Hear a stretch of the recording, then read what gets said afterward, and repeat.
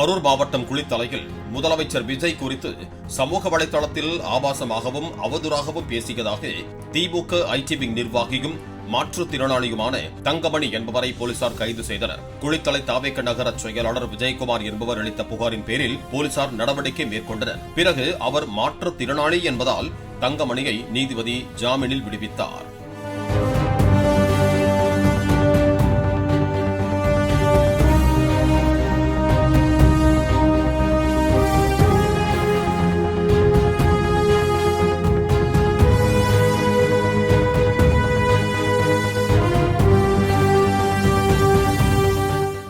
Play store மற்றும் app ஸ்டோரில் இருந்து பாலிமர் செயலியை QR கோடு மூலம் பதிவிறக்கம் செய்யுங்கள்.